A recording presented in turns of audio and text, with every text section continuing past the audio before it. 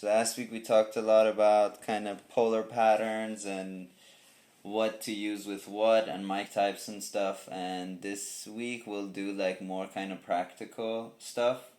As in, I'm gonna show you guys how to record like a jam session or just any kind of music at home using one mic, and then we'll move on to two mics, we'll move on to three mics, four, and then six, and then eight, and then 12, and I'll tell you guys how it's ideally done. A lot of people who are like educated in the field of audio just think that it's like the Bible, like you gotta do it the exact way that they say. And I'm gonna show you how that's all bullshit and you should do your own thing. And I know, like, if you're like, oh, well, if you record at home, it's not gonna be as good as a studio. And it's like, yeah, obviously. But also, there are socks that cost like $15 and they're great and they don't tear and they don't stretch. But there's also like $1 socks, which a lot of people use. And it's very nice to have like different colors and you can mix and match them. And if you lose them, you don't give a fuck. So that's our philosophy. We're like mass manufacturing it, the music that we're playing, because if we had to actually sit down and meet and write songs and then record them in a studio, it would cost a lot more. And you have all these people who have like day jobs and school and stuff trying to come together, trying to think of a day that they can all meet. It's just a disaster. So if you got a day job, forget about the studio, just do the fucking... Okay, I'm gonna talk about sample rate for a quick second. So you may think, why do I need to know this nerd shit? And you do need to know some nerd shit as well. So sound wave in reality, it disperses spherically. It's like when I talk, sound waves from my mouth go out in like these circular waves.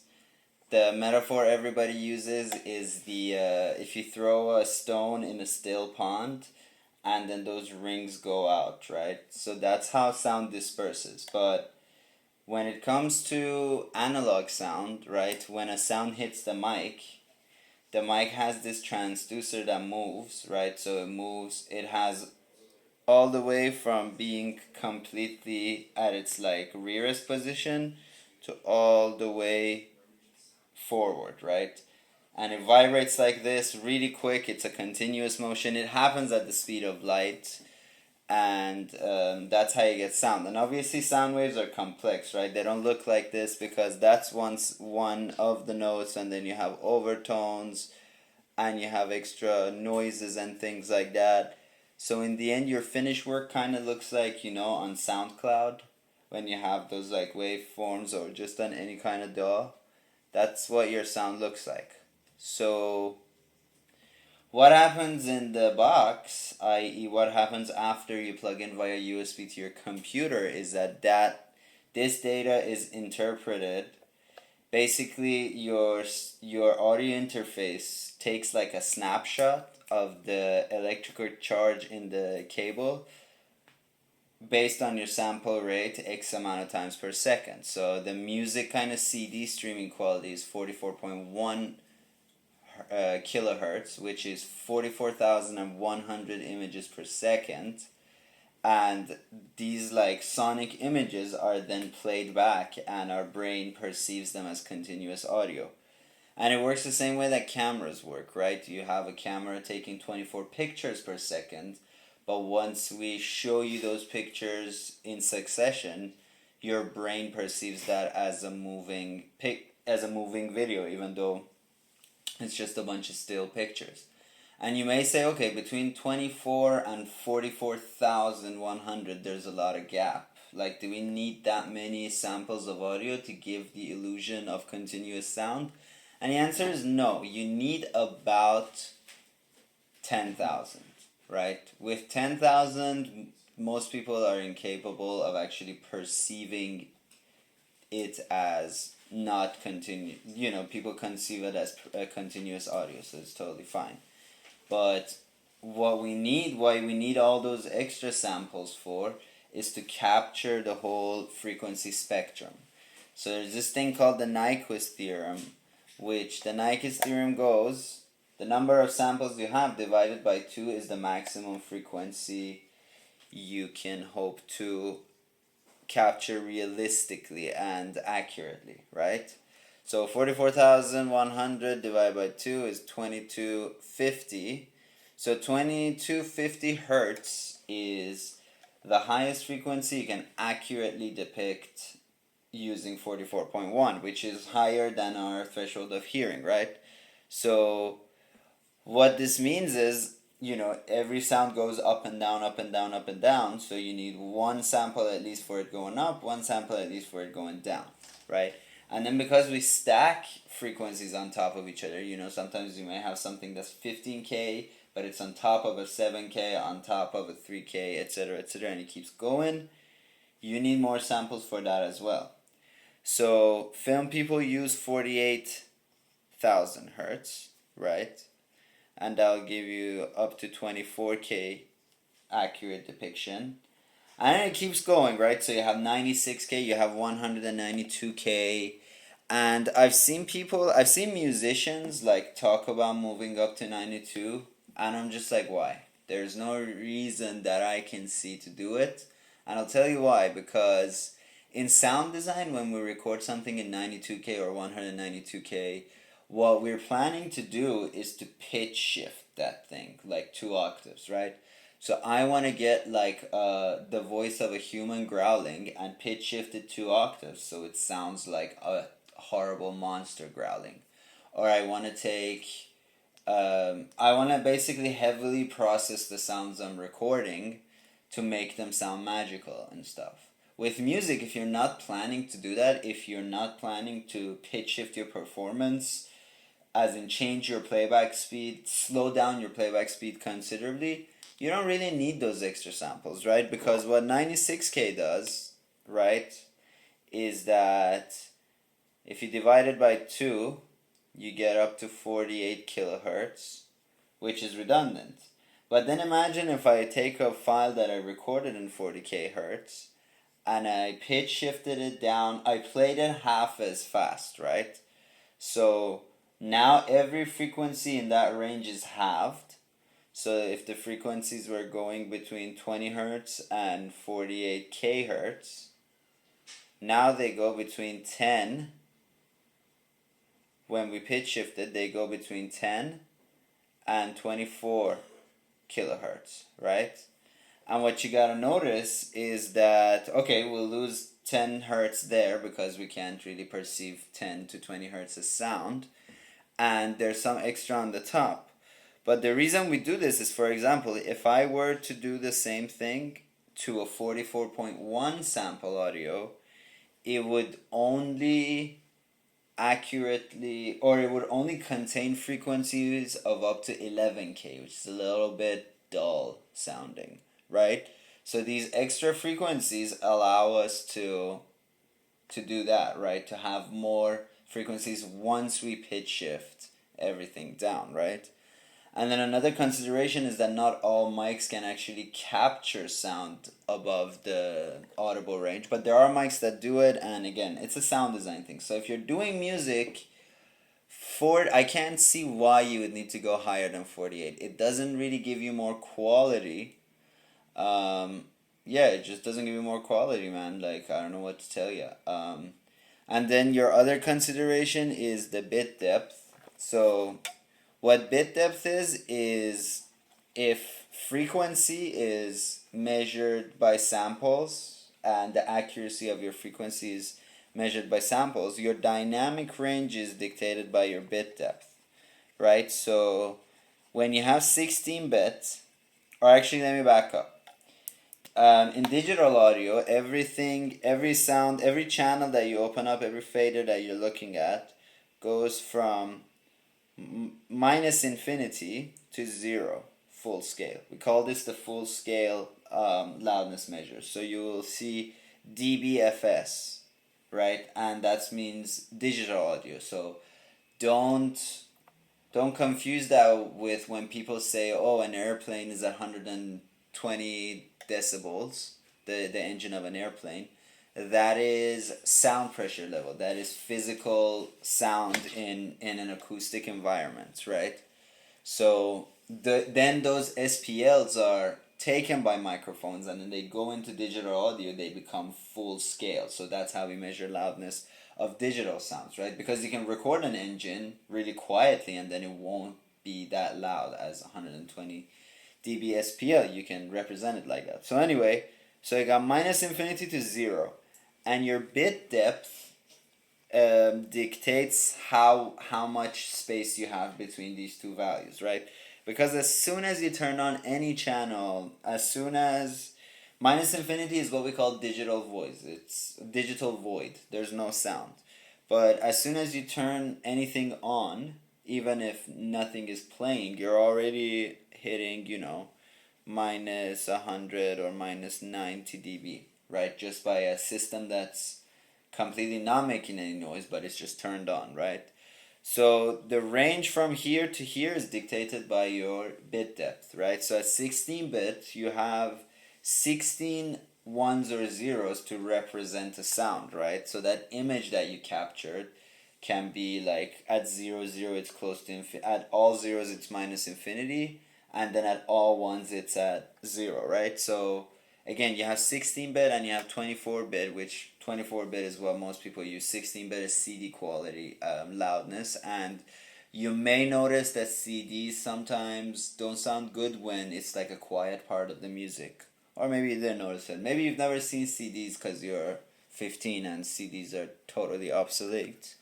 But, in streaming we use 44.1 sample rate and 16-bit because, again, the smaller your sample rate and the smaller your bit depth, the smaller your audio file, right? The smaller the data that you're capturing and processing.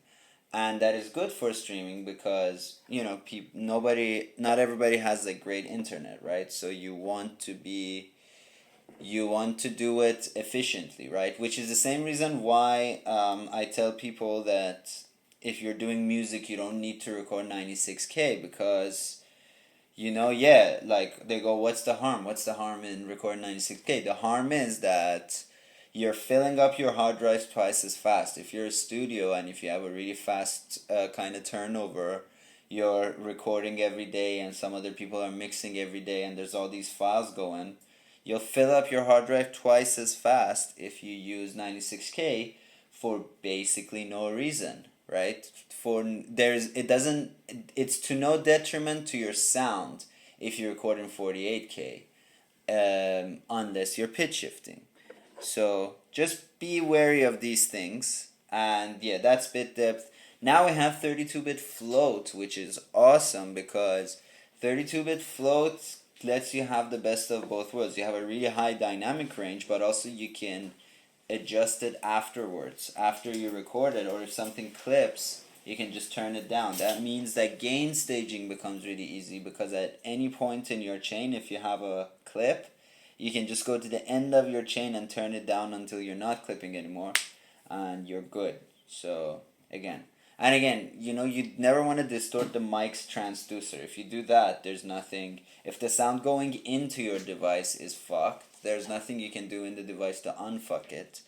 But if you are digitally clipping, 32-bit float gets rid of that. And there's a lot of DAWs like Ableton and Reaper that already process in 32 or 64-bit float, which is why you will see something clipping in your master, but it sounds good, so you just turn down the master and it just basically works. That means that no real clipping occurred in your sound, just digital.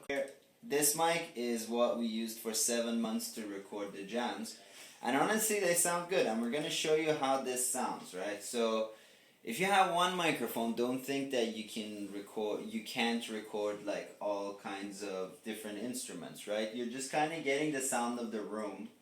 And recording with one mic can actually be really simple, and honestly it sounds good enough that you can use it for, say you want to like record a demo, say you're looking for bandmates and looking to just kind of give people a taste of what you do, or you just have an unfinished riff or something, or just you want to record your rehearsals or something. One mic is great. And this is $100 mic, so it's not affordable at all, but also you know, you can do it with like an iPhone mic, and it honestly sounds good enough, right? So for your application, one mic may be all you need. And if you want to stream it, it'll sound alright, I gotta say. So we're just gonna play a little bit and show you guys what it sounds like with only one mic, okay?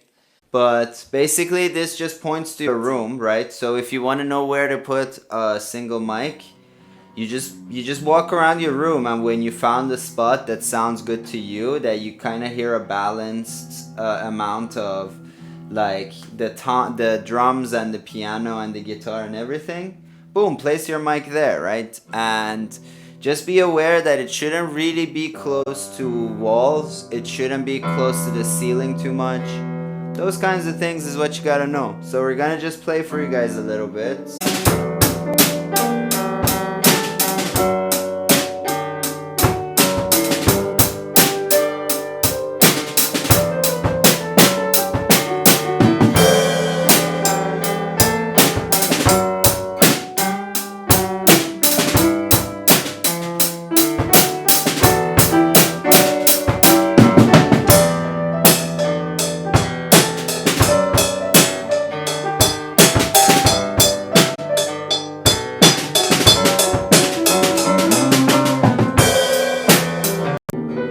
Right? So it doesn't sound bad. And if you have singers, they can just kind of hang out near the mic.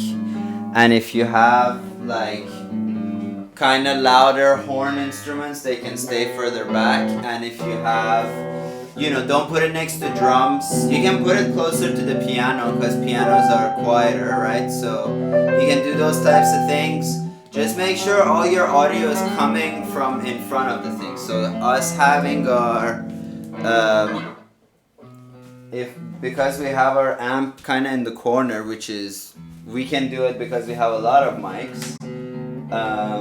You know, if I was gonna use one mic, I would definitely put everything kind of in one spot. If you're using the one mic, you're definitely gonna hear a lot of the characteristics of the room, which is not great.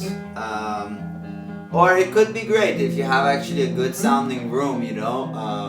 Definitely the sound of the room is fine. You have less kind of definition on each individual instrument. You may not get a lot of separation, but again, it sounds good. It can be a totally like acceptable demo or anything like that, right?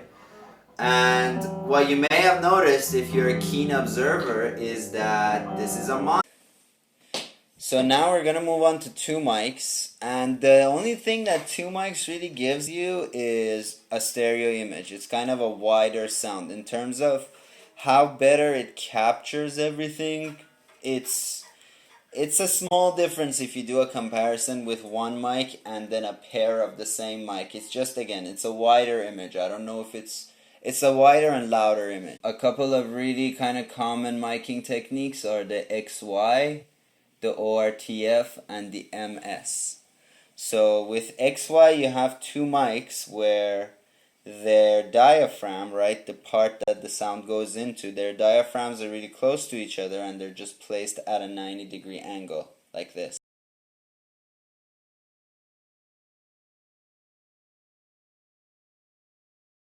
And then you have the ORTF, which is you have two mics like this spread out, so the diaphragms are pointing outwards, and they're 30 centimeters apart, and they are 110 degrees wide. So you get a wide kind of image, but you may have like kind of a blind spot in your center. So that's good for room mics and things like that, but again, all these techniques are for you to fuck with and make it be your own. So if you have 110 degrees in a place that's not really wide, yeah, maybe you don't have any phase issues, but you're also creating a blind spot in the center, which is stupid. So we have this baby. It's a stereo bar and it has linings. I showed you guys this last week. So this kind of again, when I'm trying to get the sound for here, 110 degrees is way too much for me. I'll just be getting a little bit of this wall right here and a little bit of the kind of entrance to our house, which is just the kind of washy sound, right? So I don't want that. I want to actually get the instruments. So what we figured out is that if we put this here, and point one kind of roughly in the direction of the drum set, and one roughly in the direction of the piano, and it used to be that our guitar amp stood right there next to the piano. That's kind of the better sound. Do we have some phasing issues? Yes, definitely. But again, we're getting more of the straight signal, so that's better, right? Remember, compromise is the name of the game in all of these. So you see that we have a wider image. If I go kind of a little bit to the to my right or the mic's left, you'll hear me in your left. If I go a little bit this way, you'll hear me in your right. If I forgot to mention, you gotta set your levels at an equal amount, unless you have something super crazy going on one side and that isn't going on the left side.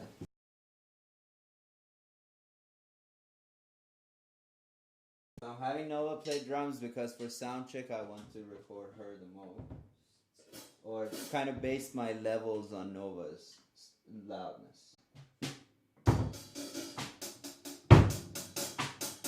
Yeah, you can't really see it, but I'm kind of using the kick as my reference. So if the kick is at around minus 15 dB, that's usually kind of the good level for the rest of the drum set. And then from there, we build it up from there. So with kind of really sparse miking techniques, like one mic and two mic and three mics, really the way you make it sound good is for people to control their dynamics. And because, you know, if the drummer is playing too loud for the piano to be audible, there's nothing I can do to rectify that. Let's see how stereo it sounds.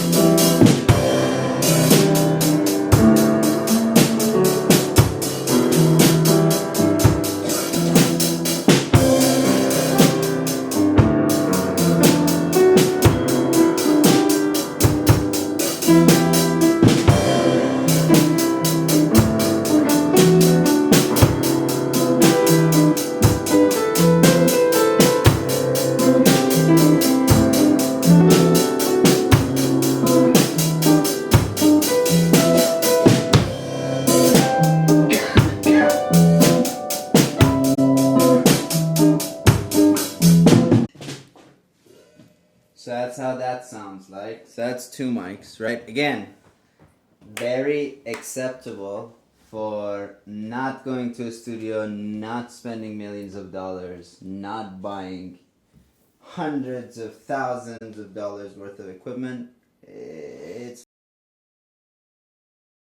But then, if once you get to three mics, that's where you get a lot of kind of you're actually kind of able to capture the room, but you're also able to get more of a focused center, right? So when you have three mics, so now I'm gonna take basically both these two mics and put them in C.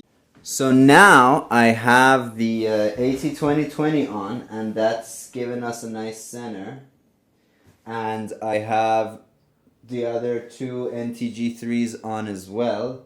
I'm just seeing that they're a little bit slanted. Again, slanted doesn't matter. Just kind of, what I usually do is I kind of try to think if I go a straight line from the very tip of the mic where I'll end up. And when I go this way, I'll get right to the middle of the drum, like where the floor tom and snare is. If I go that way, I kind of hit the middle of the piano, kind of closer to its far right side, which is good because the far right side of the piano is quieter. It's higher frequencies. The notes on the very kind of far left side, they're so bassy, they already come out and they travel well, right? So this is kind of like a riff on the mid-side recording technique. So the mid-side recording technique normally is you got a cardioid mic as your center, which we do as well, and you have one figure eight mic, or they call them bidirectional in this video, or in this picture that I found out, right? So the mic is placed here and it gets its right side and left side kind of at the same time, and it has a clear blind spot on its front and on its back. What happens is you take the bi-directional or the figure 8 mic and you place it sideways. So imagine this rotated 90 degrees and you put this in the middle. So the figure 8 gives you a left and right kind of really wide image, and you have a center as well. So normally with stereo recording techniques, we're recording left and right. With mid-side, you're still using 2 mics. You're just placing them in a way that one becomes your center and one becomes your left and right. And this is great for like field recording. You get like a really wide thing if you're kind of on top of a cliff, like looking down in the jungle, right? You just want a really wide image, and MS works the best that way. It's a little tricky to monitor because obviously you can't really tell one mic to go to the side. So there's this kind of like routing matrix you can do in a DAW where you put the center in the center and you put the side mic to be kind of not center but are just a little bit to the left and right.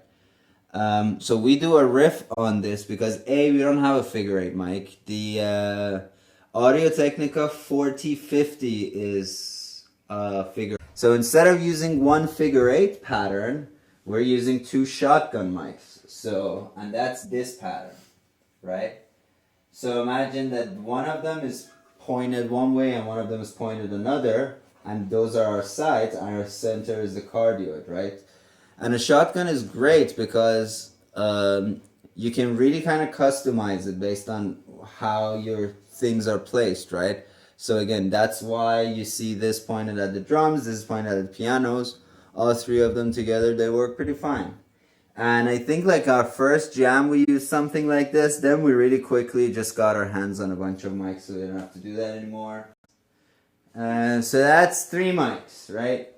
So once you get above 3 mics, if you have 4 mics or more at home, you don't need more rooms, right? How many more rooms are you going to use, right? So you can start kind of miking things on their own, which is always great. Always sounds good for that instrument, right?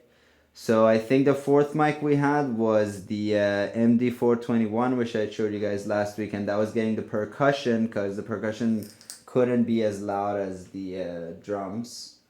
So that was one way we used it. Then we brought in these bad boys. We brought in the H3VR, which was a fan favorite last week because you can do this with it. Whoa, whoa, whoa, whoa. So that became a room mic, kind of just setting it down. And this could also be a figure 8, right? Because this has 4 mics, obviously, but once you have the stereo fold out again, you're kind of getting the sides much better than dead on. Though you get dead on pretty well too. So this could be your kind of stereo room mic as well. So, if you got 4 mics, use 2 for the room and then maybe put 1 in front of your piano. Or maybe put 1 in front of your drum set. By the way, last week Alexis mentioned that he uses one D112 and one of these to get a good drum sound. And we tried it and it sounded good. Again, I kind of would love the drums to sound wider than that, because everything now became center, including the hi-hat, and that's kind of annoying. But, that's a way of going about it as well, and it's pretty cool. I want to show you guys, even though we never actually did this because we don't have enough channels, but I'm going to show you guys the way I really like recording a piano, if I could record a piano anyway. So, we kind of opened the top of the piano. And we also opened this compartment on the bottom, which is good for low end, right? So normally if you're recording a piano in the studio, what you probably have is multiple mics. You probably have a contact mic on the bottom. You have maybe one mic, kind of like a D112 style mic going in from the right. You have 2 mics going that way, and you have a grand piano, right? Most people don't have a upright piano. Nevertheless, you can get a pretty good sound out of an upright as well. So, Kyle is asking a question. Yeah. Let's go, Kyle. Right now he has a shotgun and SM57 and he wants to record a guitar. What would be a best way? Oh my god, is it acoustic or electric? Acoustic? Yes. Okay, so with the acoustic you have a shotgun and you have, can you get your acoustic? Let's do this. What? Yeah. Sure. Let's do this. With the acoustic guitar, what you got going is the whole body of the instrument is making a sound. So a lot of people instinctively just mic the sound hole, and that's just straight up wrong, right? The body is resonating, the neck is resonating, all of these things are making a lot of sound, right? And if you want to capture that accurately, you need to record it in that. So with acoustic, you got to tell your performer to sit still. I know people get lost in their music, man, but they got to sit relatively still. And I would point that kind of from about 10 centimeters towards the 12th fret. And what that does, it gets a little bit of the body of the neck, and also any kind of percussive action that a guitar player may do. And then what comes out of the sound hole, which is most of the higher frequencies, a little bit of the transient of the low frequencies, but really like the resonance of the low frequency comes from the body as well.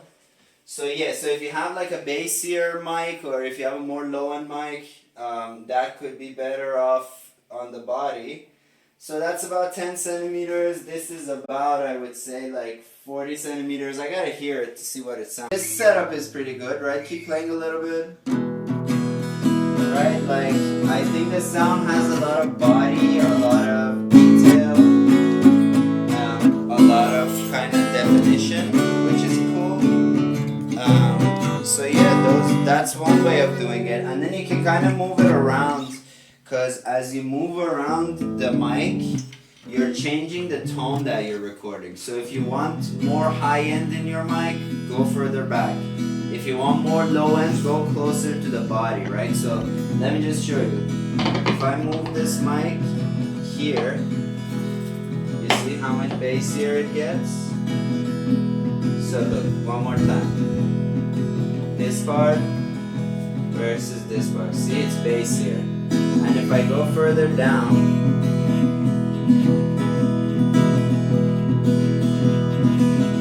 sharper and crisper, right?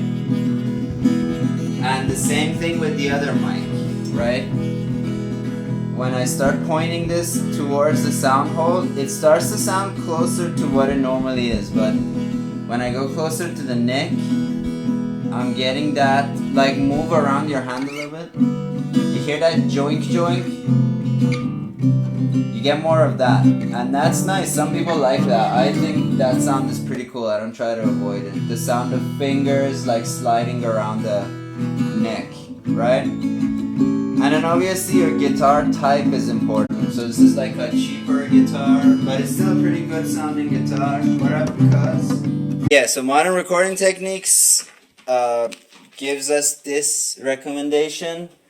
So you have kind of two mics from the top.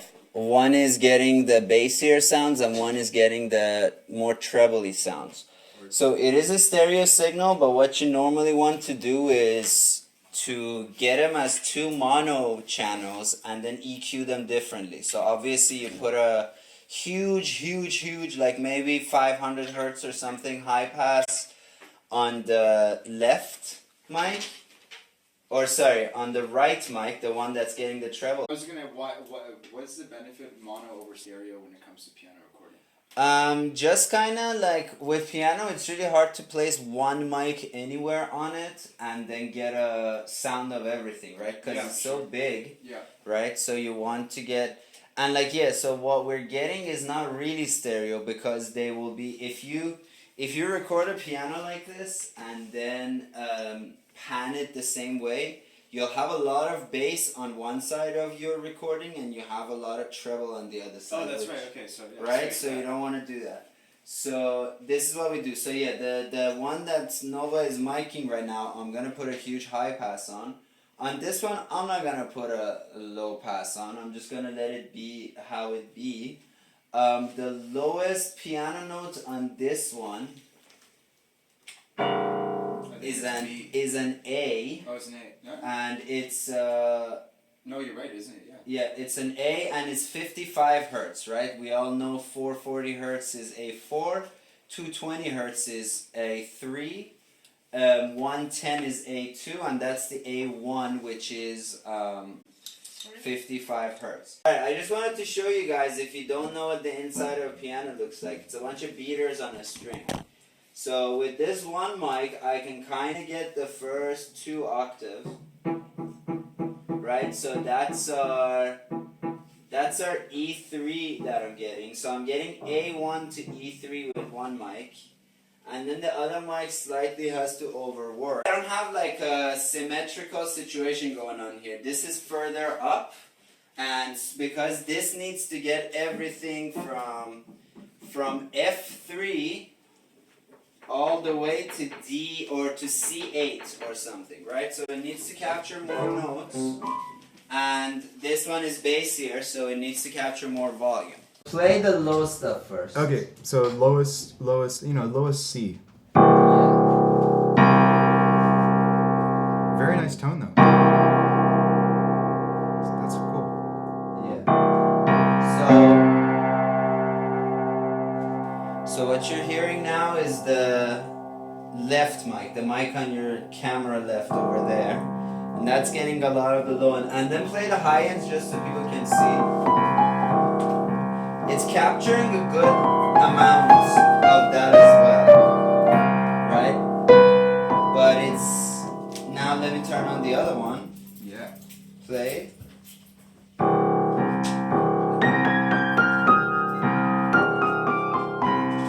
Right? A much clearer high end is what we got now as well. So I have both of them panned left and right, just 50% just now, but yeah, again, this is something that you would record multi-mono and then figure out the spacing later. I would actually love it if, and I'm gonna do it. I'm gonna put the low mic completely center, and I'm gonna put the other one in the direction that I want to pan the drums at. So if I'm panning guitar right, I'm probably panning this left. Alright, play a little bit more, Ben. Okay.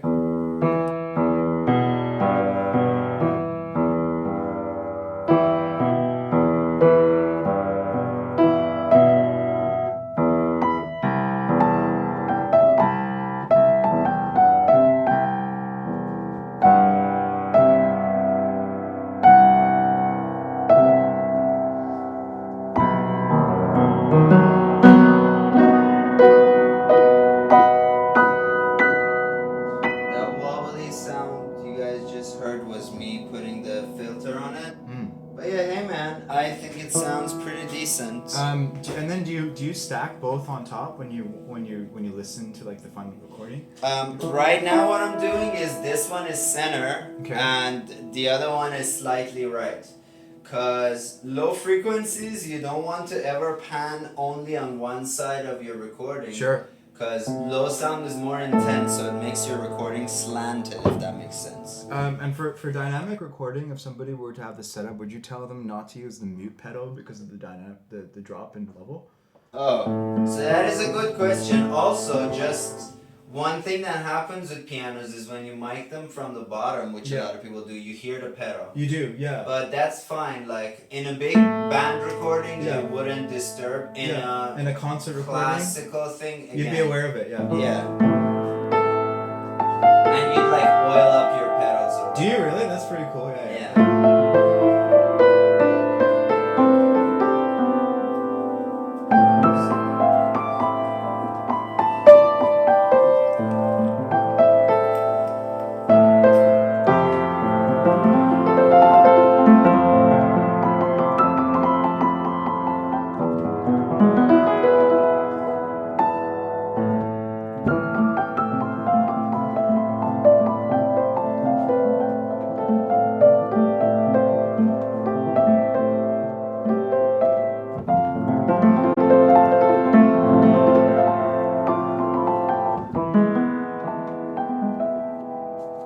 So that's how you get a piano. And now I actually turned on the third mic, which is right here.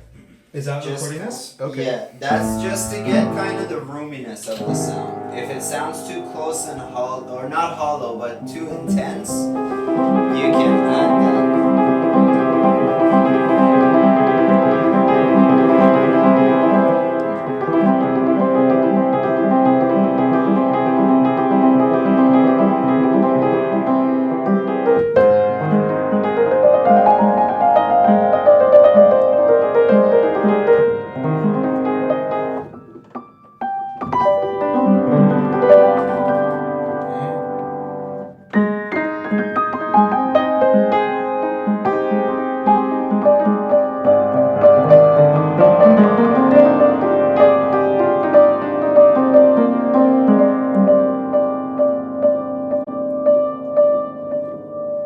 So yeah, once you have kind of more mics, just kind of think of your situation, man. Like your priority should be acoustic instruments. So put a mic in front of your drum. Put two mics in front of your drum as overheads, and then add a kick mic. That's a good way.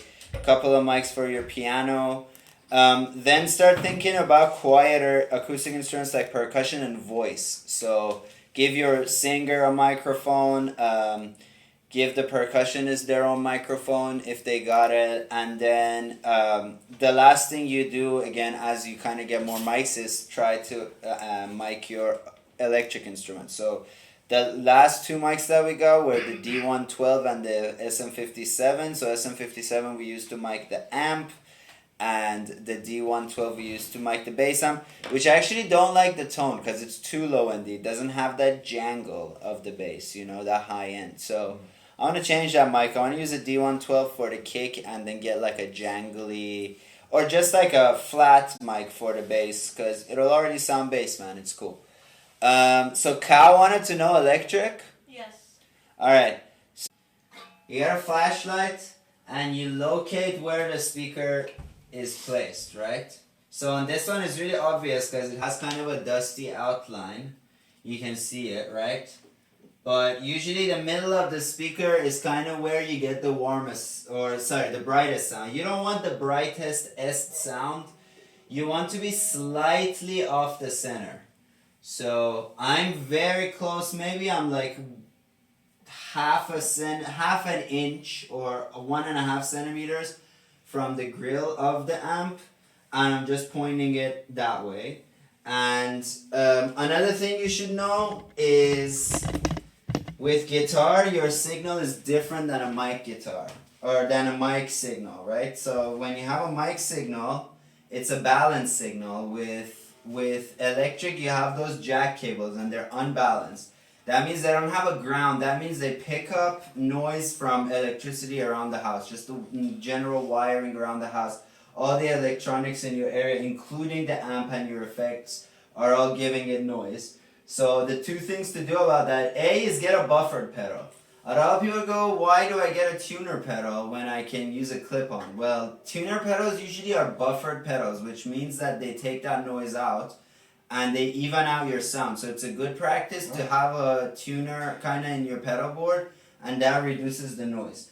When the length of your cable increases, your your high end frequencies decrease and your noise increases. So your sound gets more dull and more noisy. So you want to use the minimum length of cable. So for example, if you have a really huge pedal board with all kinds of wires going into each other, that's all adding noise. So if you're actually doing a recording where you're using two of them, actually just use two of them, right? That's in a studio recording. In a normal kind of pedal board recording, yeah, you're gonna lose some high-end frequency, which again, kind of pro musician address with a freaking with a buffered pedal. There's a lot of buffered pedals, DIs, all kinds of things to make it less noisy. So that's for electric.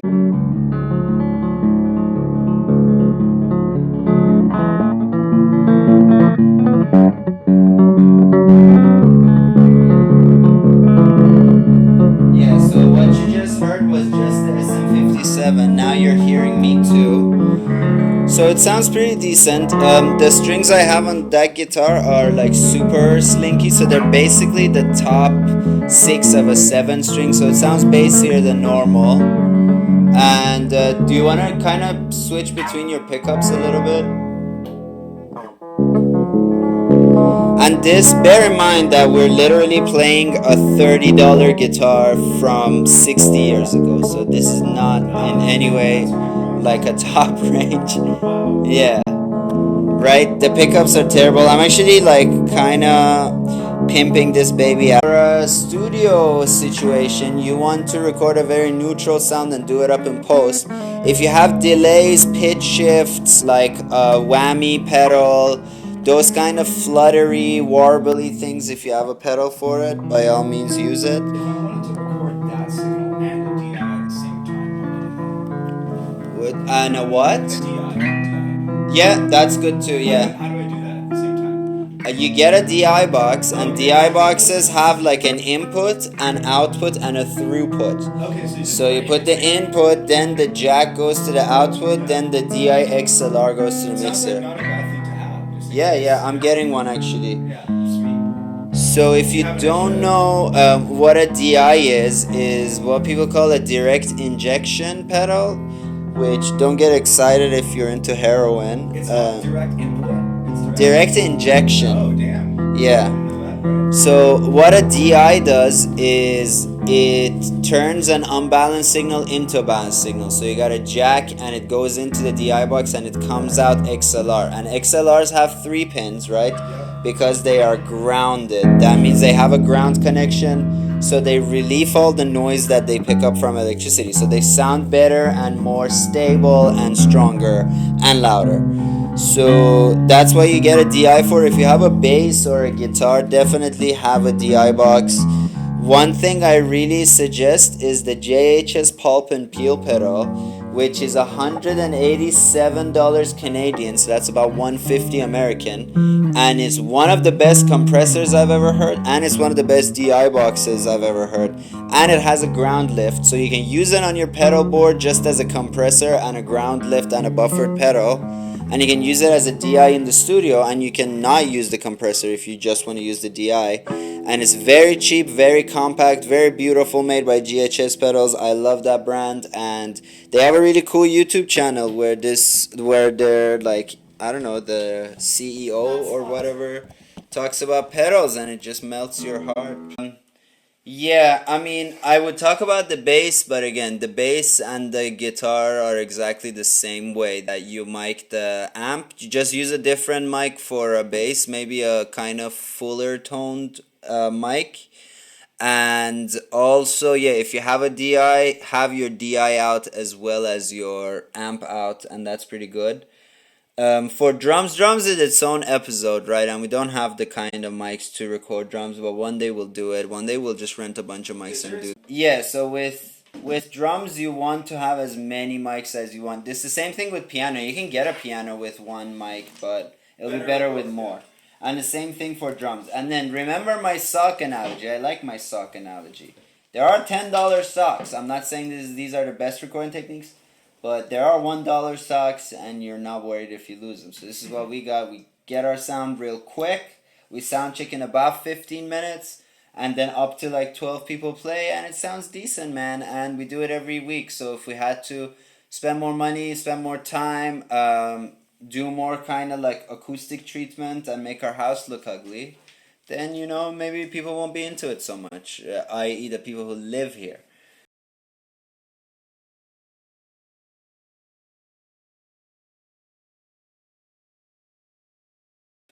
Your ideal situation, and that's where you get to like Snarky Puppy's We Like It Here album that they recorded live.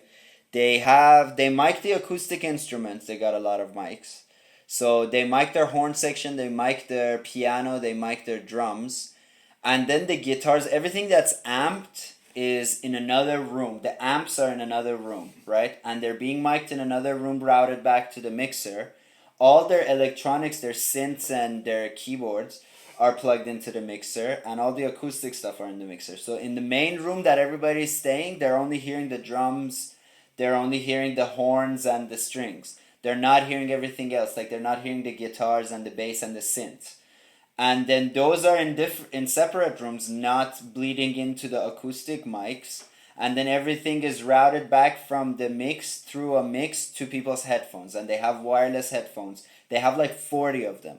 So there are these like Ethernet receivers that can send out 10 different mixes to 10 different headphones, and they probably have 3 of those for the band, so 30 members or something. So they have like, they all get their different mixes, or at least each section gets their own mix. And then probably they have one kind of crowd mix where they give all the rest of the crowd, they just give the same mics. And then there are these wireless consoles that plug in through Ethernet, and they have plugins and throughs. So you just kind of route one of them to your computer and the rest route to each other, and you create buses and you send them like that. So that's how they do it. They monitor the recording from a different place that they're recording from, so they get a clean recording. They all hear what's going on. They don't make the sacrifice we make of hearing less of what's going on so the mics don't clip. Right? That's the ideal situation, but that costs a bunch of money. So, hey man, donate to us. We'll get there very quickly. I know how to set up all of that. All I need is the money option. And then the highest end of thing, when I was working in a studio, we had these, and these are amazing. So they plug in via, let me show you guys, maybe. Amazon never knows which angle to take a picture from. I don't give a fuck about these 2 angles, man. I want to see the back where all the plug connections are, Amazon. If you're listening to this, Jeff Bezos, fucking get on Get that. your shit together, Bezos. What a failure. So you have the back of these things has an in and a through. So you have a LAN like Ethernet, sorry. You get an Ethernet connection into one of these, and one of these can become the master, and then you can have as many throughs as you want where you give the same mix to people. So whoever's getting a custom mix, or the first person getting the custom mix, gets an in from your amp, and everybody else gets the through. And the cool thing about this is, as you can see, this can actually, you can adjust the EQ, output, and volume of 16 separate channels. And that's not on the master, that's your mix. So if you're the drummer, you want to hear your cymbals not so much, you turn it down, it doesn't affect the mix. If you're a singer, you don't want to hear the drums, you just want to hear the guitar, you do that. If you have too much low end in the bass, but you still need the bass as a guide, you can just adjust the bass. So this has limiters, EQ control, all kinds of like presets and stuff, so you can quickly toggle between. And this is perfect, but again, How many headphone slots? This has 1, so you get 1 per one of these, and these are $285. But that's what Snarky Puppy would have. So the drummer has one of these. They can adjust the channels as they want, or they just get a custom mix probably from a mixer. And then if like there's a second drummer, they can feed through this one and just get the same mix. And then you get a bunch of these. You got yourself a party. I want to talk about vocals for a second, because we talked a little bit about vocals, right? But we didn't talk too much about. So a couple of things about things that you think you know how to do, but turns out nobody does. As you can see, our mics are wrapped around the cable twice. The reason for it is twofold. Reason 1 is a lot of motherfuckers are coming here drunk and high, or just generally nonchalant about how much this gear costs. So that's number 1.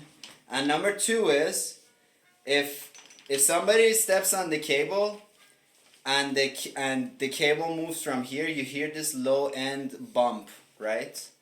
But from here, if it's pulled, the mic isn't moved, like its position doesn't change, and also it's you don't hear any noise either. So that's why we wrap them. Another thing is, mic stands usually have 3 legs, and what you gotta do is you use the 3 legs to offset the weight of the microphone. So wherever your microphone is, one of the legs is completely parallel to it, going the same route, right? So my mic is here on parallel with this leg, right, with the front leg. So my front leg and mic are exactly aligned, and then the other 2 legs offset the balance of that. So this part is heavier, so you don't have stoopage, right? So now we don't have stoopage because I just turned this a few degrees. So whenever you see a mic isn't standing right, two places where you can balance it. One place is here, where you just kind of, again, this is offset as well. This part is a little heavy, but this part is heavier, so this part has to be shorter, this part has to be longer, and then the leg is the second part. Alright, let's get to the pop filter. This like popping sound that you hear, I call it the podcast sound, because God knows, even if you're like a world-renowned comedian, once I tune into your podcast, you'll be like, hey everybody, how you doing? My name is Peter Gregson, and I keep hearing these pops. Fucking Joe Rogan, get your shit together. Right? So this is what we call a plosive. A plosive is a sound that you make with your lips. So P, B, to a certain extent V, but V has a different sound you gotta get rid of. So because you're kind of trapping a lot of air in your mouth when you say the word P, you trap air in your mouth and then you them out, right? The air hits the diaphragm and it explodes. So it has a sound that distorts the mic, it's noisy, and it just sounds bad. And it sounds very noticeable too, because you have a nice singer going, oh, I love you, all that stuff, please. And then once they say P from the please, suddenly their sound becomes much less pleasant. So that's why we have a pop filter. So pop filters get rid of it. So now I can go, Peter, how you doing, Peter? And it's totally fine, right? And the reason is that the air that comes out of there is like blocked by this, but the frequencies, the audio actually travels through. And the best way so you don't want to put your pop filter, or you don't want to get too far from your mic, right? And with the pop filter, you just created a barricade between yourself and the mic. So as you can see, you're hearing less of me. So the way to know where to put a pop filter is that you practice on the back of your hand. You get the back of your hand and you say a bunch of P words. You go, Peter Piper, Pied Piper, petroleum penis, right? And if you can feel the air coming out of your mouth as you say P, then you gotta get further back. Peter Piper pees on penguins with his penis, right? And then once I'm here, so about at this distance, at about 30 centimeters, I'm no longer feeling the air, right? So that means that I can get this far from my mic and be fine. Peter Piper, Peter, see, I got no problem. But I want to get closer to the mic. Peter Piper, Peter Piper. So just kind of, once you stop hearing yourself, that's the distance where it's no longer a problem. Put a pop filter, say halfway, and just see what it sounds like. Right? So like this. Peter Piper, petroleum personas in Poland, right? And that sounds pretty good, right? And you're still close to the mic, you're still capturing the body of your voice, and you got no more plosives. Another sound is S's. S's are what we call sibilants. S, sh, sh, ch. All these sounds are very high frequency. They're like 3K above. So you can use a de-esser, which is fine. You gotta have to pay for a de-esser. But what you can do is just using an EQ. You can have an EQ and just filter out everything from like 3.5 kilohertz to 7 kilohertz. And everything else is filtered. All the lows and all the highs. But that sound you just route to another bus where we don't hear it. And that bus controls a compressor which you use to sidechain your main sound. So whenever anything gets loud in that region, your whole sound is turned down, or just that. You can also make it so that just that region is turned down, and that's called de-essing. You can't really do anything about de-essing other than be aware of it. Like as a singer, when you're singing, just be aware that your S's are really abrasive. So if you can not do like sexy, that's good. Just say sexy. Just say it very quickly. It's a consonant. You don't need to like dwell on that sound. You don't need to go smoking like the guy from Mask, right? So that's sibilants and plosives. Yeah, man. Let's get the fuck out of here. Yeah. All right. Any more questions? Don't think so. All right. Peace, y'all. If you like these series, we'll do more of it. But if if we don't see that there's a lot of love coming our way, it's over, man. If you wanna, yeah. So if you have questions throughout the week, post them there. Otherwise, just show up and kind of ask questions live. Maybe I'll address your question kind of throughout the streams, or I'll just point you to a previous stream to listen to that shit. And please, like us and all that junk on various with any social media. Search for Bad Neighbor Productions, neighbor with one O, no U, and you'll find us. And keep in touch and show us some love for this or the jams, whatever you like us to do more of. I'll do more of that. And if you don't do it, we'll fucking stop, man. And then you're gonna have to pay for film school or whatever to learn all this stuff. Or go watch tutorials where they tell you a bunch of bullshit that's not true. I know, because I watch a lot of tutorials. And then I go do some of the stuff and then people go, oh, that's stupid. Like the sample rate thing. Why nobody understands the sample rate is that all these idiots on tutorials, they're like, oh, it's a lot of complicated math what sample rate is about. It isn't. You just use the highest you can. You don't. Right? So we talked a little bit about that. So yeah, man, get your info from me. I'm like the Alex Jones of audio. Alright, see you guys later. Bye.